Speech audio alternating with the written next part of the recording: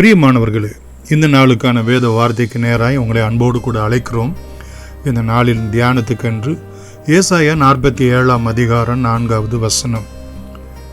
எங்கள் மீட்பருடைய நாமம் இஸ்ரவேலின் பரிசுத்தராய சேனைகளுடைய கர்த்தர் என்பது. பிரியமானவர்களே, சமீபத்தில் ஒரு தேவனுடைய மனுஷர், நாம் கர்த்தருடைய நாமத்தை கூடுதலாய் தியானிக்க வேண்டும். காரணம் என்னவெனில், அவருடைய நாமத்திலே இருக்கக்கூடிய வல்லமை, அதிசயம், அது நம்முடைய வாழ்க்கையிலே அற்புதமாய் விளங்கக்கூடிய ஒன்று.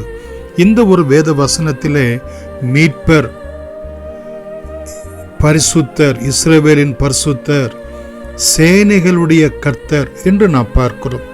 இங்கே எங்கள் மீட்பர், அவர் யாருக்கு மீட்பராய் இருக்கிறார்? அவரை மீட்பராக ஏற்றுக்கொள்கிற யாவருக்கும் ரட்சிக்கிறவராய், விடுவிக்கிறவராய், அவர்களை பாதுகாக்கிறவராய், பிரியமானவர்களே, அவர் இருக்கிறார். அவர் யாருக்கு பரிசுத்தராய் இருக்கிறார்? அவருடைய நாமத்தை தரித்திருக்கிற இஸ்ரவேல் என்றால் அவருடைய பிரபு என்று அழைக்கப்படுகிறவர்கள், அவர்களுக்கு அவர் பரிசுத்தராய் இருக்கிறது மாத்திரமல்ல, அவர்களையும் பரிசுத்தமாக்குகிறவராய் இருக்கிறார். நான் பரிசுத்தராய் இருக்கிறது போல நீங்களும் பரிசுத்தராய் இருங்கள், ஏனெனில் பரிசுத்தம் இல்லாமல் ஒருவனும் தேவனை தரிசிக்க முடியாது. இயேசு கிறிஸ்துவின் இரத்தம் நம்முடைய சகல பாவங்களை நீக்கி நம்மை சுத்திகரிக்கிறது.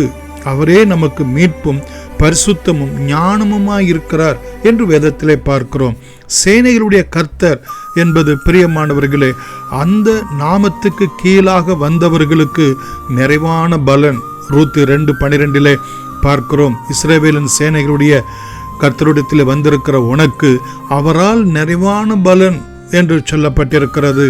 அங்கே தாவீது கோலியாத்தை இஸ்ரவேலின் சேனைகளின் தேவனாகிய கர்த்தருடைய நாமத்தினாலே இதோ நான் உனக்கு விரோதமாய் வருகிறேன் என்று ஜெயம் எடுத்ததை பார்க்கிறோம். பலனாகிலும் ஜெயமாகிலும் இந்த அல்மைட்டி காட், கர்த்தருடைய நாமத்துக்குள்ளாக நமக்கு கொடுக்கப்பட்டிருக்கிறது. மாத்திரமல்ல, ஏசாயா 44 அதிகாரம் 6வது வசனத்திலே, நான் முந்தினவரும் நான் பிந்தினவரும் தானே, என்னை தவிர தேவன் இல்லை என்று இஸ்ரவேலின் ராஜாவாகிய கர்த்தரும் சேனைகளின் கர்த்தராகிய அவனுடைய மீட்பரும் சொல்கிறார் என்றால், பிரியமானவர்களே, நம்முடைய வாழ்க்கைக்கு வேண்டிய சகலவற்றையும் அவரே முந்தினவரும் பிந்தினவருமாயிருந்து வேற ஒருவரும் அவனுக்கு அனுசரணையாக, ஆதரவாக, ரட்சிப்பாக, ஆசீர்வாதமாக வேற ஒருவரும் இல்லை என்று அறிந்திருக்க அங்கே ஆண்டவர் சொல்லுகிறதை நாம் பார்க்கிறோம். கர்த்தர் நல்லவர், அவருடைய கிருபை என்றும் உள்ளது.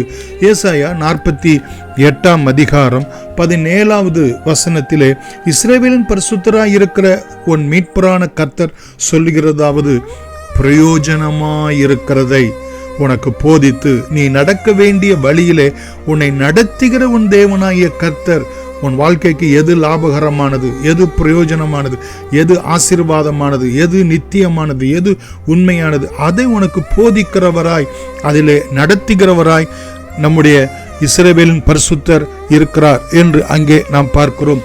ஏசாயா 54 அதிகாரம் 5வது வசனத்திலே கூட நாம் பார்ப்போம் என்று சொன்னால், உன் சிருஷ்டிகரே உன் நாயகர், சேனைகளின் கர்த்தர் என்பது அவருடைய நாமம். இஸ்ரவேலின் பரிசுத்தர் உன் மீட்பர், அவர் சர்வ பூமியின் தேவன் எனப்படுவார்.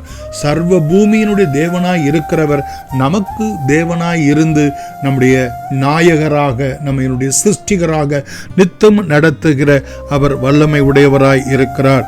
இன்னும் எரேமியாவின் புத்தகம் 50 அதிகாரம் 34வது வசனத்திலே நாம் பார்ப்போம் என்று சொன்னால், பிரியமானவர்களே, கர்த்தர் நல்லவர், அவருடைய கிருபை என்றும் உள்ளது. எரேமியா 50 அதிகாரம் 34வது வசனம், அவர்களுடைய மீட்பரோவெனில் வல்லமை உள்ளவர். சேனைகளின் கர்த்தர் என்பது அவருடைய நாமம். பிரியமானவர்களே, அவர்களுடைய வழக்கை அவர் நடத்துகிறவராயிருக்கிறார்.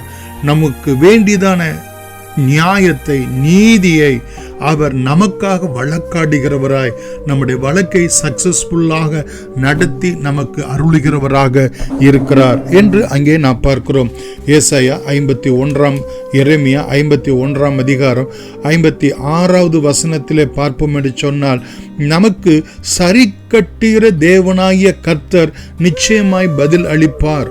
நமக்கு விரோதமாய் வரக்கூடிய பாபிலோன் ஆனாலும் சரி, பராக்கிரமசாலிகளா ஆனாலும் சரி, அவர்கள் வில்லுகள் முறிந்து போகத்தக்கதாக நம்முடைய ஜெபத்துக்கு பதில் கொடுக்கிறவர் மாத்திரமல்ல, நம்முடைய நீதிக்கு சரி கட்டுகிற தேவனாய் இருக்கிறார். இன்னும் ஏசாயா சங்கீதம் 103 அதிகாரம் பிரியமானவர்களே 4வது வசனத்திலே, கர்த்தர் நல்லவர், அவர் உன்னை கிருபையினாலும் இரக்கங்களினாலும் முடிசூட்டுகிறவராக இருக்கிறார். கர்த்தர் நீதியையும் நியாயத்தையும் செய்கிறவராக இருக்கிறார்.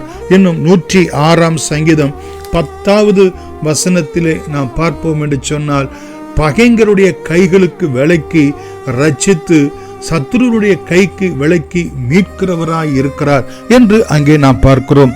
இன்னும் ரோமர் 3 அதிகாரம் 24வது வசனத்திலே, நம்மை நீதிமான்களாக்குகிறவராய், அவருடைய கிருபையினாலும் கிறிஸ்து இயேசுவினாலும் நம்மை நீதிமான்களாக்குறவராய் இருக்கிறார். லேவியர் 19:2 பார்க்கிறோம், நான் பரிசுத்தராய் இருக்கிறது போல நீங்களும் உங்களுடைய நடக்கையில் எல்லாவற்றிலும் பரிசுத்தராயிருங்கள். பிரியமானவர்களே, நாம் ஜெபிக்கலாம். மகா இரக்கமும் கிருபையும் உள்ள அன்பின் பிதாவே, எங்களுடைய மீட்பர், எங்களுடைய பரிசுத்தர், எங்களுடைய கர்த்தராய் இருக்கிறபடினால் எங்களுக்கு நீர் போதிக்கிறவர், எங்களை பாதுகாக்கிறவர், எங்களை நடத்துகிறவர், எங்களுக்கு நாயகராக இருக்கிறவர், எங்களுக்காக வழக்காடுகிறவர், எங்களுக்கு விரோதமாய் வரக்கூடிய சத்துருக்களை முறியடிக்கிறவர், கிருபையினாலும் இரக்கத்தினாலும் எங்களை முடிசூட்டுகிறவராய் இருக்கிறபடினால் இயேசுவின் நாமத்தில் நன்றியோடு கூட ஸ்தோத்திரிக்கிறோம் எங்கள் ஜீவனுள்ள பிதாவே. ஆமென். God bless you.